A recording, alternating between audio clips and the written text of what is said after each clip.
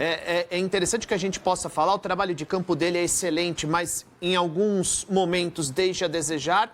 Ele precisaria colocar um asterisco também nessa reta final de temporada. O time dele só cruza a bola na área esperando com que os zagueiros tentem resolver de alguma forma. Então tem muita coisa que precisa ser melhorada no Palmeiras. Acho que ele deveria falar menos e trabalhar mais, porque a pressão vai aumentar para 2026. Até porque há erros polêmicos a favor do Palmeiras. Por exemplo, a não expulsão do Gustavo Gomes no jogo entre Palmeiras e Cruzeiro. Então, tem o lance do São Paulo, o pênalti no Tapia. É que ele fala que foi depois do jogo contra o São Paulo, né? Ele fala que a arbitragem mudou, mas nesse caso do Gustavo Gomes, por exemplo, a arbitragem não mudou de acordo com o critério Abel Ferreira. Agora, é de se lamentar o discurso do Abel, não é a primeira vez, mas essa é a narrativa que impera no Brasil. Quando uma equipe se sente ameaçada ou quando ela vê que ela não vai conseguir os objetivos que ela pretendia, ela adota o discurso da vitimização e de que está sendo prejudicado pela arbitragem. O Textor adotou esse discurso em 2023. O Palmeiras, em dado momento do campeonato, com o João Martins, adotou esse tipo de discurso.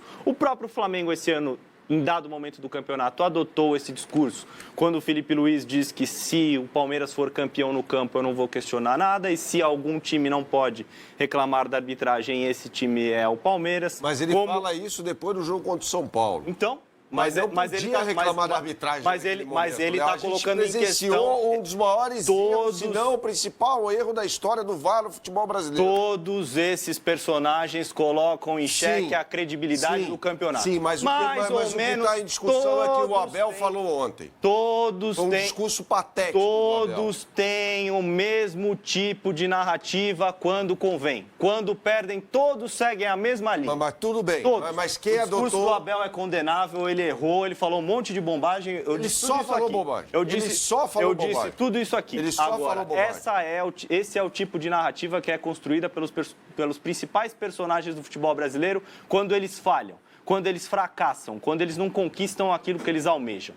É a prática dentro do futebol brasileiro que eu acho lamentável por todos esses personagens. Isso sem contar também José Boto, que disse que havia algo mal cheiroso no Campeonato Brasileiro com relação ao time. Depois do jogo. Falou e não deveria ter falado. Não, tudo falou bem. E não deveria mas ter falado. Mas ele falou em cima de uma arbitragem que foi condenável. Falou e não assim como é condenável a declaração dele. É condenável. Uma arbitragem condenável. Condenável é a declaração dele. Condenável. Também. E falar de problema de arbitragem depois do maior erro da história do VAR no futebol brasileiro. É querer jogar para a torcida. É condenável o problema que existia no campo do Palmeiras. O problema que existiu no campo do Palmeiras. Todos esses caras. Esse chororô todo, esse mimimi, que não só o Abel, mas o colega dele lá que falou do sistema... João Martins, o auxiliar dele. O João das Couves lá, o João Martins. Eu acho tão feio isso.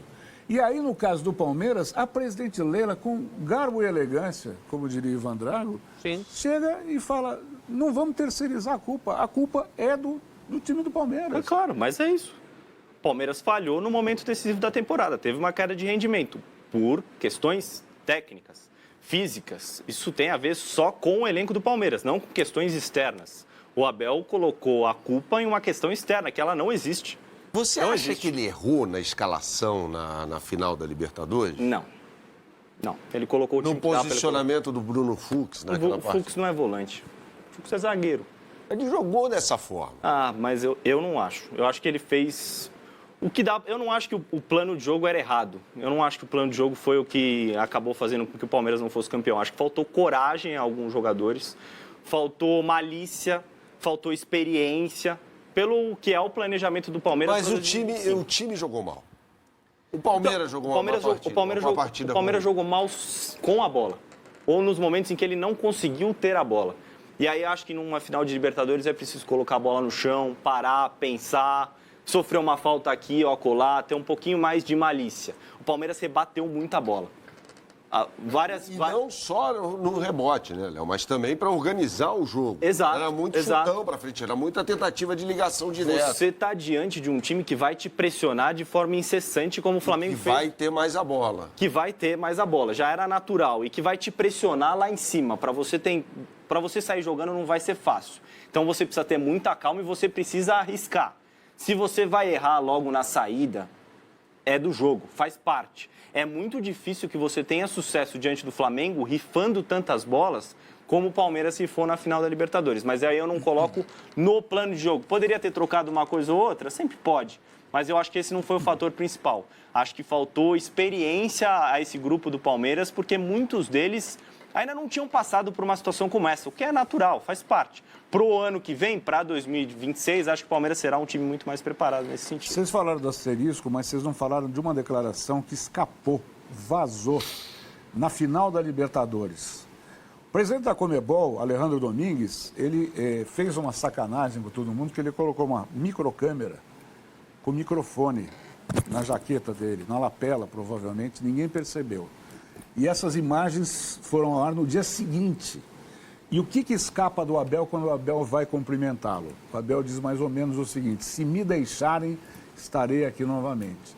Aí eu fiquei pensando, o que ele quis dizer com isso? Ele quis dizer que ele vai ser prejudicado pela arbitragem. Foi o que ele quis dizer. Se me deixarem, estarei aqui de novo. Ele vai adotar essa linha desse discurso de ontem. Mas essa é a mesma coisa. É isso.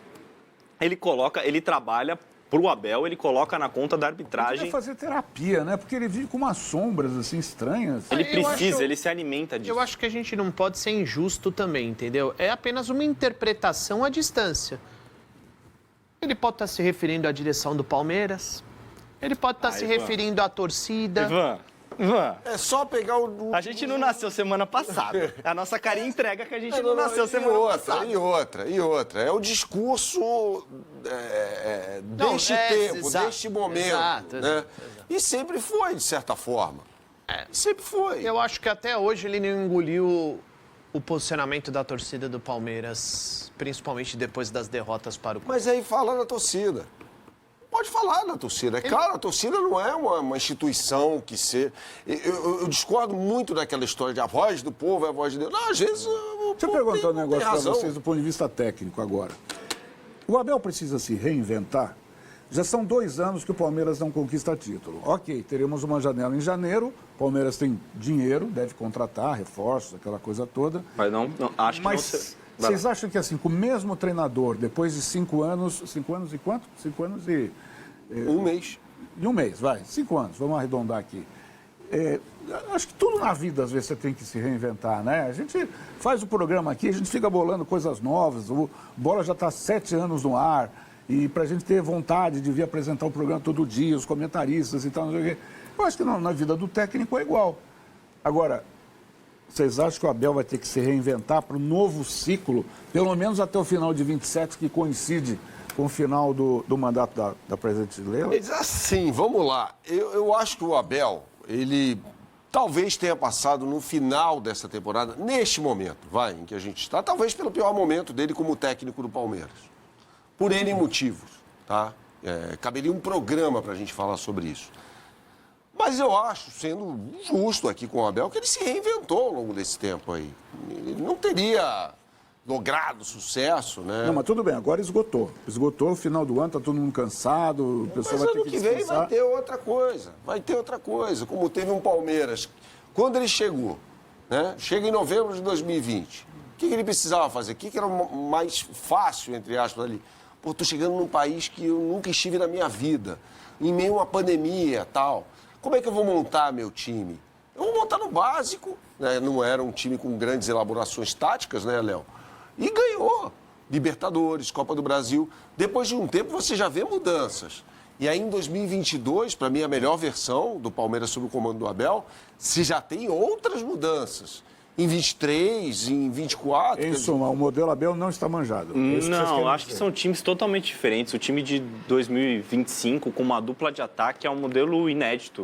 O Palmeiras não tinha jogado dessa forma e foi exaltado durante uma parte do ano em que o Palmeiras jogou bem. Na reta final do ano, o Palmeiras caiu de produção. Acho que isso precisa ser detectado.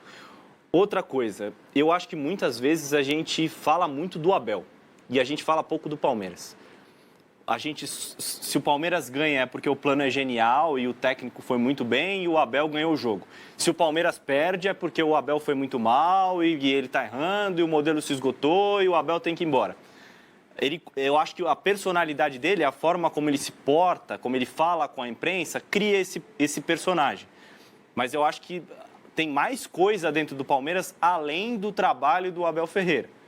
E o que seria esse além? Tem todo um processo de reformulação pelo qual o Palmeiras passou nos últimos anos. E no último ano, para ser mais específico, por ele. Conduzido pela diretoria do Palmeiras e por ele, que ele faz parte. Mas ele não é o único cara. Não é o Abel que chega lá e fala, eu quero esse cara, mas ele dá o aval. O Anderson Barros vira e fala, amém, eu vou lá atrás. Leila Pereira fala, amém, vou atrás. Não, existe uma reunião entre os três, ele faz parte, mas ele não é o único cara dentro do Palmeiras. Esse é o meu único ponto. A gente sempre fala do Abel. Tudo no Palmeiras é o Abel, e nem sempre é o Abel. Pro lado bom e pro lado ruim. Porque ele chama isso pra ele. Existe um grupo de jogadores. Mas eu acho que a gente cai nessa. A gente tem que falar sobre o Palmeiras, sobre o clube, sobre o projeto do Palmeiras. Isso eu tenho que concordar com o Léo. Não especificamente sobre o Abel. Pro lado bom e pro lado ruim, tá? Quando ganham, são os 11 caras que entram em campo também. Não é só o plano do Abel. Quando perde, não é só o plano de jogo do Abel. São os 11 caras que entraram em campo. Eu acho que a gente centraliza muito a discussão no Abel Ferreira. Eu sinceramente... Ele chama para si isso. Chama. Esse papel, mas eu tô com o Léo. Às vezes a gente fala muito sobre o que o Abel fala, entendeu?